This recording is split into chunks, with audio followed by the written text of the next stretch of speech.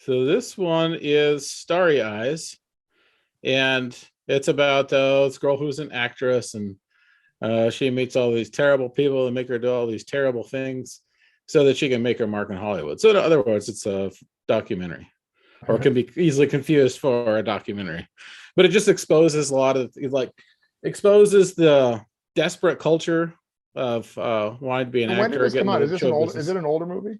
2014. 2014. Okay.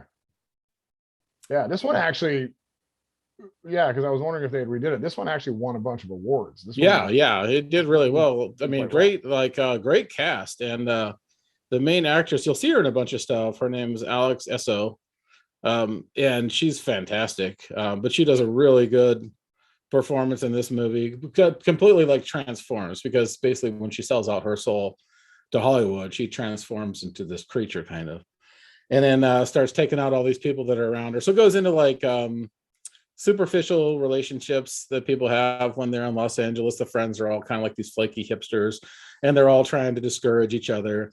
She doesn't really have a family or anything to latch on to, so it sort of makes it. And then she's working at this place that's called, I think it's called like Tater Guys or something like that, but it's a Big Taters, but it's a ripoff of, or an homage of, Big Wang's, which is a chicken wing place in Hollywood. I don't know if you've ever been there before, but it's like I don't know how big the chain is, but it's got like a bird with some sunglasses on. It had like this, but it was like a tater spot, so I could tell that they were sort of referencing this famous chicken restaurant there.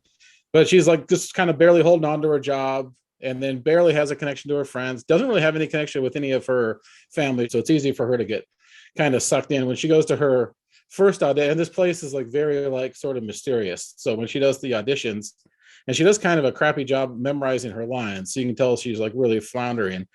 And then she's all stressed out, and she goes in the bathroom, starts pulling her hair.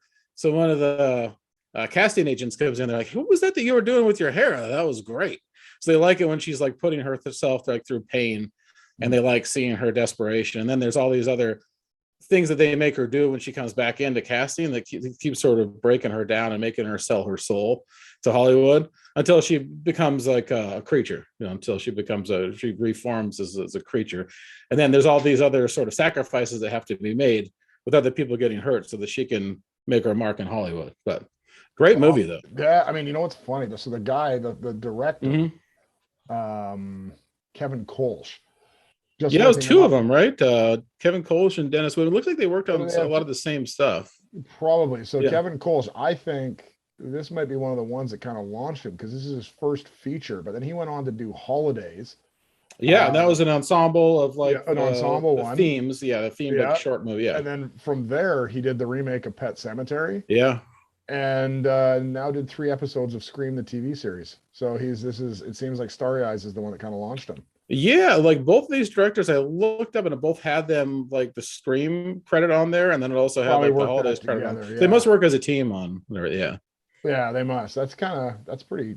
Yeah. So I mean, I love the stories of when you find guys that are like, oh, he made it big, and this was his first film that kind of put him into it. Yeah, the other guy did. No, they worked on the same one. They co-directed Pet Cemetery and were both on Holidays. Mhm. So they're like co-directors that work together. That's pretty cool. So if you want to check out, I mean, it's a good path because Starry Eyes, this one it did win like a bunch of awards and got a good festival circuit, and then that led to them getting Holidays, which led to them getting Pet Cemetery, Mhm. which led to them getting Scream the TV series, and now who knows what's next because they haven't done anything in a bit, but that's pretty sweet. Yeah, it's a really good dissection of what obviously made by people that have been there and lived through it, because it rings very authentic as to what people are willing to do, um, to pursue their dreams. Yeah, it's pretty. Yeah, no, I'm gonna have to check that one out. Now, did you have to pay for that one, or was it on a platform? Oh, it was on Tubi, and I'd seen it actually a couple times before, but it'd been a while since I had revisited it. But it holds up fantastically. It's God bless yeah, Tubi. yeah, Tubi's and it's amazing. definitely like a star-making role for the main actress Alex Esso. Oh, sweet. Yeah, no, Yeah, that's if it's on Tubi, I'll watch it. I only pay $5 a movie every now and then. yeah, So and this is the weird thing too, is that like what you were bringing up to me when I was first talking about this. it has, if you go to Tubi, it's got the description of it in Spanish, which is bizarre. At least I think it's Spanish that had the description of it. But the whole, but the movie is in English. It's weird. I don't know how that happened, but all right. Well, now that I know that is A in English and B on Tubi, yeah, I will check it out. yeah, you don't actually have to read any subtitles on it. I hadn't been on Shudder in a while. They've added a few new things, so there's they have, yeah. Too. Joe Bob had a new special, and there's a couple of new indie movies came out. Yeah. Well, I noticed on there, and I started watching it and fell asleep, but I want to go back because I was thinking, like last night I saw it. I was like, oh shit, they put a bunch of stuff on here. This is Dark Side of Hollywood too, which I'm gonna check out in the next couple of days. They have one called Censor. I saw it. It's great. Yeah. Yeah. So Censor, like, it's about the old school film nasties, which are basically the super low budget films that came out in the 80s and 90s, and people thought they were snuff films at first, but you probably remember them from when I remember them when I was a kid. And you get the like Faces of Death. And I remember being scared to even try and rent them because they were just these ominous things that people talked to the video store, the Faces of Death and Traces of Death and all the other sort of things. And they were basically just low budget horror because they would figure out how to do stuff. Well, a lot of them were faked, but there was some real footage. There was news footage that was real footage of people getting killed, like plane crashes and things like that. But a lot of the other things were faked in there. Yeah, but it was